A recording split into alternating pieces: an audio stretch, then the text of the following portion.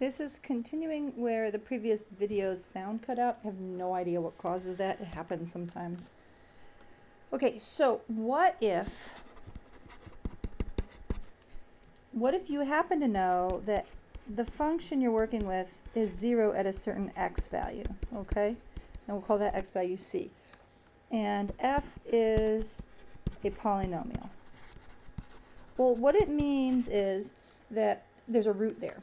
And this is kind of a foreshadowing of what we're going to be doing in the next chapter, which is maybe you poke around and guess that there's a 0 there, and you verify that by evaluating the function at that value, and you find out there's a 0 there. Then you can divide out by that root. So, for example, in this case, f of 1 equals 0 for f is equal to x cubed minus 1. Okay? So, x minus 1 is a factor, and 1 is a root. That's two ways of saying the same thing. Okay? So, we can go ahead and divide, but we have to write this polynomial, x cubed, with zeros in the positions where there's zeros. Okay, so we have to write this fully out, and then we can go ahead and start doing the division.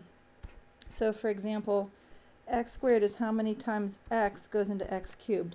And we don't worry about, for example, when we did this division with numbers, we'd say, well, there's 2 digits here, there's 2 digits here. We don't have to worry about that with polynomials. We simply take a single digit and a single term in the polynomial and say how many times does x go into x cubed, and let the remainder do whatever it does. So we get x cubed minus x squared. And if you're in the mood to change the signs and add, you can do that. Otherwise, you can simply subtract. So you get x squared plus 0x plus 1. Now we ask how many times does x go into x squared, and the answer is x. So you go ahead and multiply this out, change the sign and add. And we were really hoping this was going to work out, but something went wrong, didn't it? So like if we say plus 1, I actually found my error. That's why I had to pause. I just made a copying error. This needs to be a minus, this will be a minus, this will be a minus. So when you end up with some kind of error like that, you can just stop and look for where you made the clerical mistake, because this thing had to come out even. Remainder has to be 0. In fact, whatever this value is, if this had been 17, it would have to match this value. So if f of 1 is 17, then when you divide x minus 1, you divide x cubed minus 1 by x minus 1, you will get 17. But those two values have to match. So, okay, yeah. So what this means is when we do x cubed minus 1 over x minus 1, it equals x squared plus x plus 1. Okay, now you can try this. You guys, let me just tell you verbally what you want to do is sort these guys. It's a polynomial. Sort them so they're in, descending order of power. And same thing down below, sort it. And then just do your division just like you did before, but just be careful and see what happens. All right, you guys can pause the video and do that. Now, assuming that you already paused the video and you're ready to come back. The correct order to put them in is 6x to the 4th minus x cubed minus x squared plus 9x plus 3. This thing should end up with remainder of 0 if you do it correctly. So how many times does 3x go into 6x to the 4th? And the answer should be 2x cubed. So go ahead and multiply. Okay, then we subtract or change the sign and add, whatever makes you happy. So negative x cubed minus 2x cubed is minus 3x cubed. Alright, and then what's next? Then we have to say like minus x squared so that we get minus 3x cubed here. And this works out even, but now we have these pieces to worry about. Okay, so now what do? Well, 3x plus 1, we need to say plus 3, and then we get 9x plus 3. That turns out to be 0. Okay, so this is remainder 0. So what this is saying, all this mess, all right, it means that 6x to the 4th minus x cubed minus x squared plus 9x plus 3 all over 3x plus 1 equals this value exactly. There's no remainder. Okay, and there was no x term. There wasn't one.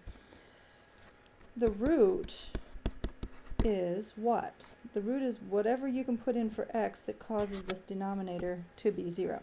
And that will be minus 1/3, even though the factor we used is 3x plus 1.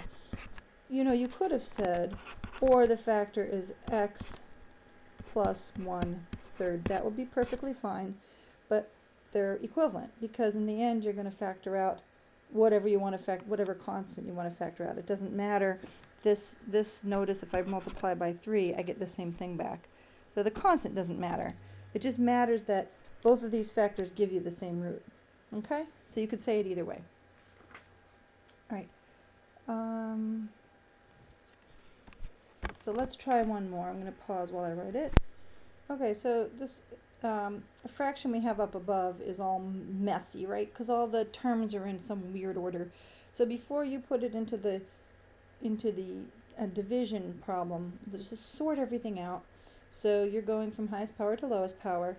And in this case, we're not doing a single term, we're doing a 2-for-1 sale. Okay, so I want you to notice that this guy actually factors as x minus 1, x plus 3.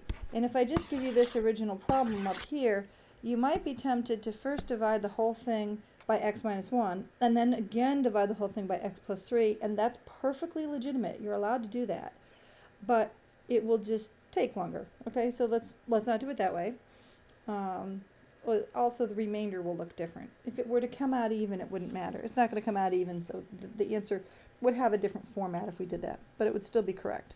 All right, so let's go ahead with this problem. We get 2x to the 4th plus 4x cubed minus 6x squared. Okay, let's subtract. So you get 0, 0, and what's this? Negative 5 plus 6 is going to be 1, right?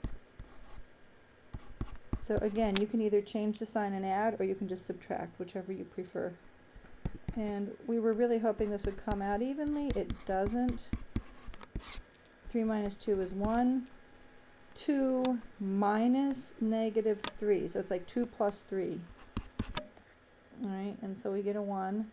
And so the remainder is x plus 1 over x squared plus 2x minus 3.